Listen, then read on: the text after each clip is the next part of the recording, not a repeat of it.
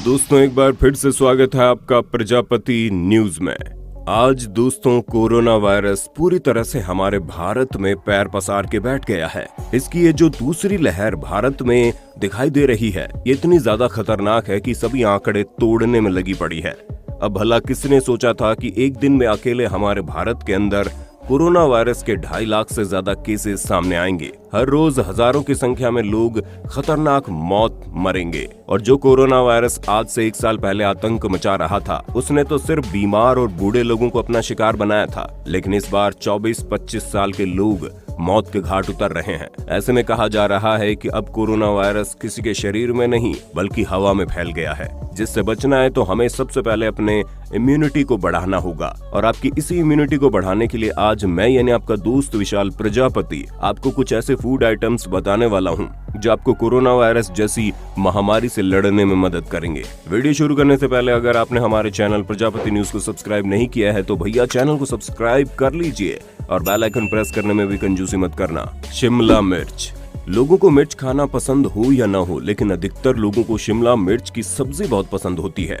और अगर आप भी उनमें से हैं तो जमकर शिमला मिर्च खाइए, क्योंकि इसके अंदर विटामिन ए और विटामिन सी भरपूर मात्रा में मौजूद होता है। और अगर डॉक्टर्स की माने तो कटी हुई शिमला मिर्च 1 कप आपके रोज की विटामिन सी की जरूरत का 211% होता है, जो कि एक संतरे में मौजूद विटामिन सी की मात्रा से दुगुना होता है। और हम विटामिन सी की इतनी बात इसलिए कर रहे हैं क्योंकि नेशनल इंस्टीट्यूट ऑफ हेल्थ के एक सर्वे के अनुसार विटामिन सी बहुत से अलग अलग तरह के सेल फंक्शन को सपोर्ट करके इम्यून सिस्टम को बूस्ट करता है, जिसकी वजह से सांस से संबंधित समस्याएं कम हो जाती है। साथ ही आपके शरीर में मौजूद टिश्यूज की मरम्मत और उसकी बढ़ोतरी के लिए भी बहुत जरूरी है। इसलिए विटामिन सी की मात्रा रोज लेनी बहुत जरूरी है, क्योंकि हमारा शरीर इसे नेचुरली नहीं बना पाता। ऐसे में आप शिमला मिर्ची को सलाद के रूप में या फ्राई करके इसकी सब्जी बनाकर खा सकते हैं। लहसुन। दोस्तों कई लोगों को लहसुन खाना पसंद नहीं होता और ये बात हम समझते भी हैं, क्योंकि इसे केवल छीलने भर से ही हाथों में स्मेल आने लगती है। लेकिन यहाँ मामला तबीयत का है, वो भी एक ऐसा वायरस जो घात लगाए बैठा है कि कब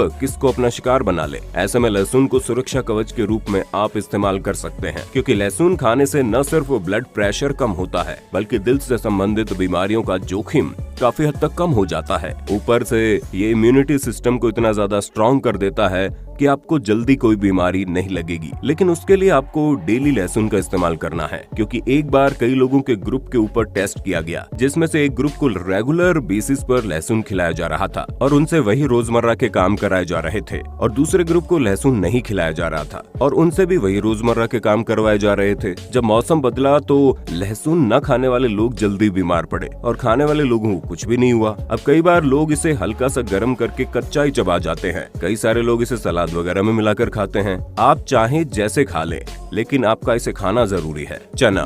अगर आप हमसे पूछेंगे तो चना सबसे बढ़िया नाश्ता होता है करने के लिए, और सिर्फ नाश्ता ही क्यों, आप इसे कभी भी खा सकते हैं। असल में दोस्तों इसके अंदर भरपूर मात्रा में प्रोटीन मौजूद होता है और ये शरीर में मौजूद टिश्यूज की मरम्मत और बढ़ोतरी के लिए बहुत ही जरूरी है। साथ ही साथ हमारे शरीर के फंक्शनिंग सिस्टम को सही से चलाने के लिए जिम्मेदार एंजाइम्स को भी ये मेंटेन करता है। इसमें जिंक की पर्याप्त मात्रा होती है। ऑल टोटल अगर कहा जाए, अगर आप इसका डेली बेसिस पर सेवन करना शुरू कर दें तो वजन कम होने के साथ साथ आपके शरीर की ताकत भी बढ़ने लगेगी और शरीर अंदर से डिटॉक्सिफाई होना शुरू हो जाएगा, जो इस समय सबसे ज्यादा जरूरी है। आप इसका इस्तेमाल सलाद में भी कर सकते हैं या फिर आप चाहें तो इसे भून कर भी खा सकते हैं। स्ट्रॉबेरी। दोस्तों स्ट्रॉबेरीज दिखने में जितनी खूबसूरत लगती है, खाने में उतनी ही शानदार भी है, क्योंकि इसका केवल आधा कप आपके विटामिन सी के डेली डोज का 50% है। कई डाइटिशियन ये कहते हैं कि कटे हुए स्ट्रॉबेरी को दही और ऑटमील में मिक्स करके खाएं या फिर ब्रेड और पीनट बटर के साथ भी आप इसे खा सकते हैं।